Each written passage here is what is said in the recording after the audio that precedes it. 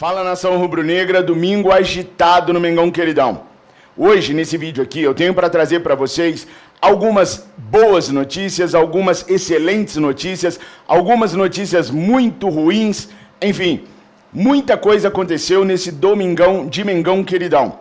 Vou falar com vocês sobre 330 milhões de reais que está entrando nos cofres do Flamengo e não se trata de patrocínio, é uma outra situação. Vou falar com vocês também da apresentação de Matias Vinha e da coletiva de um recém-renovado jogador do Flamengo. E vou falar também sobre algumas baixas que o técnico Tite vai ter daqui para frente.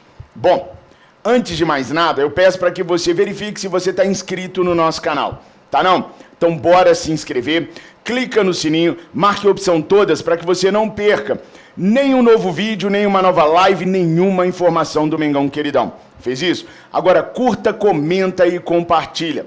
Curtindo e comentando, você vai gerar engajamento no nosso vídeo. O YouTube vai perceber e vai disparar, vai entregar o nosso vídeo para aqueles usuários da plataforma que ainda não nos conhecem, permitindo assim sermos apresentados a eles e, quem sabe, angariar novos torcedores e novas torcedoras para se inscreverem no nosso canal, fazendo com que a gente cresça e que a gente fique por muito mais tempo aqui trazendo as notícias verdadeiras do Mengão Queridão. Porque vocês sabem que aqui com a gente a notícia verdadeira doa quem doer, mesmo que doa em nós mesmos.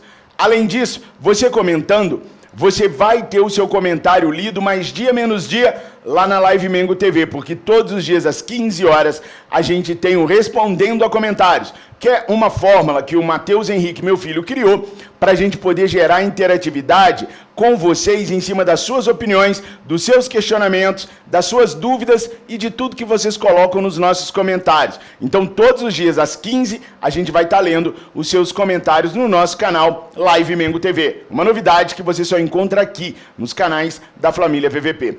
Bom, indo para as notícias do Flamengo, finalmente Matias Vinha vai ser apresentado à nação rubro-negra. Amanhã, segunda-feira, dia 19 de fevereiro, Matias Vinha concederá coletiva de imprensa de apresentação. Será às 14h15. Antes, porém, Fabrício Bruno, zagueirão recém-renovado com o Flamengo, vai dar a sua coletiva. Aí eu pergunto para vocês, vocês querem essas duas coletivas ao vivo ou vocês preferem que a gente faça um resumo dos melhores momentos das coletivas para poder trazer em vídeos para vocês ao longo do dia? Aqui a gente faz o que vocês pedirem, o ao vivo ou o resumo. Coloca nos comentários o que vocês preferem para a gente poder lidar com essa situação amanhã. Fechou? Beleza. A outra situação muito boa que está acontecendo para o Flamengo. Não se trata de patrocínio, se trata de um acordo publicitário entre o Flamengo e a Brax Sports, que vai gerar ao Flamengo 330 milhões de reais nos cofres rubro-negros. Vou explicar direitinho.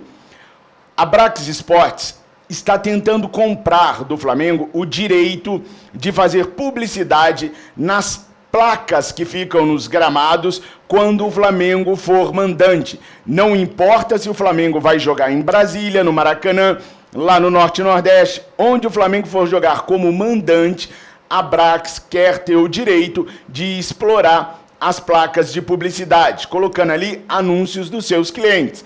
Para esse acordo ser findado, a Brax está oferecendo 90 milhões de reais a mais do que ofereceu para o Corinthians. Então é simplesmente o maior acordo publicitário do futebol sul-americano. 330 milhões de reais por 5 temporadas, 2025, 2026, 2027, 2028 e 2029, o que daria ao Flamengo anualmente uma receita de 66 milhões de reais. É muita grana, é simplesmente o maior acordo publicitário da história do futebol brasileiro. Obviamente, o Flamengo vai convocar o Conselho Deliberativo para votar as condições do contrato, os valores e tudo que está em cima do contrato. O Conselho Deliberativo aprovando, o Flamengo fechará a negociação com a Brax Sports e verá no seu caixa esse acréscimo de só 66 milhões de reais por ano. Nem vou perguntar para vocês se é uma boa, porque é uma boa disparada, é o melhor contrato publicitário da história do futebol sul-americano. Bom, mas infelizmente, nem só de coisas boas vive o Mengão Queridão. O Alan tinha sido parado pelo departamento médico do Flamengo por 12 dias para fazer reequilíbrio muscular e controle de carga. Reequilíbrio muscular, pessoal, é uma situação que é identificada no atleta quando ele está com algum músculo mais forte do que o outro, mas muito mais forte. O Ederson, por exemplo, se não me falha a memória, a perna esquerda dele era mais musculosa do que a direita. Então, as pernas faziam força diferente, por isso ele se lesionava sempre. Agora o Flamengo tem uma técnica que ele consegue identificar isso antes de vir a lesão. Então, por isso o Flamengo parou o Alan para fazer o reequilíbrio muscular. Acontece que, na sexta-feira, o Alan foi diagnosticado com dengue. Então, ele foi afastado para poder fazer o tratamento contra a dengue. Dependendo de como tiver a situação do Alan, ele vai ficar de 5 a 10 dias afastados pela situação da dengue e só depois ele vai retomar o tratamento do reequilíbrio muscular. Porque ele não pode fazer o tratamento junto com o tratamento da dengue. Tem que ficar de repouso, tem que cuidar, que é perigoso a situação, né? O Alan não vem dando sorte no Flamengo. Então, o Flamengo divulgou que por causa do quadro de dengue dele, ele vai ficar parado por tempo indeterminado. Com isso, o nosso queridíssimo Igor Jesus acaba furando a fila, passando à frente. Ele já merecia, tanto é que vocês se lembram que eu falei que para mim hoje era Eric Pulgar, Igor Jesus, Ryan Luca e só depois o Alan, pelo futebol apresentado. Mas o Alan, infelizmente, com esse problema de equilíbrio muscular e também com esse problema de dengue, deve ficar afastado pelo menos por um mês do Flamengo. É o período que o Igor Jesus vai poder usar para mostrar mais ainda do seu futebol e ser testado mais ainda. Só que não paramos só no Alan. O Gerson foi diagnosticado com uma obstrução na uretra que está causando uma infecção urinária nele. O Flamengo divulgou que ele está internado, inclusive, para poder fazer o tratamento. E o Gerson, segundo eu apurei, segundo eu estudei sobre o problema do Gerson, que é essa obstrução que é causada, ela pode ter uma intervenção cirúrgica, tá? E aí, depois da intervenção cirúrgica, o atleta pode ficar fora de 12 até 30 dias. Tudo depende do quadro do problema do Gerson, porque não é só um problema. O problema do Gerson, ele é o problema da obstrução, ponto. Esse tratamento é um. Agora, ele vem seguido por uma infecção urinária, que é um agravamento por conta da obstrução. Então, são dois quadros para serem tratados. O da infecção urinária veio por conta da obstrução. Ele chegou no Ninho do Urubu hoje com muitas dores abdominais, se queixando do problema, levaram ele para fazer exames, e aí o primeiro exame que é feito é de ultrassom. Caso não consiga ver, faz a tomografia para depois entender qual é a profundidade, qual é o grau do problema, para só então fazer o tratamento. O Flamengo não divulgou qual é o grau do problema e a gente vai estar apurando para tentar observar. Mas como esse problema vem seguido de uma infecção urinária, pelo que a gente já acionou alguns médicos amigos nossos e também de literatura indicada pelos mesmos, o Gerson tem chance de ficar até um mês longe dos gramados, dependendo do nível de problema que o Gerson tiver.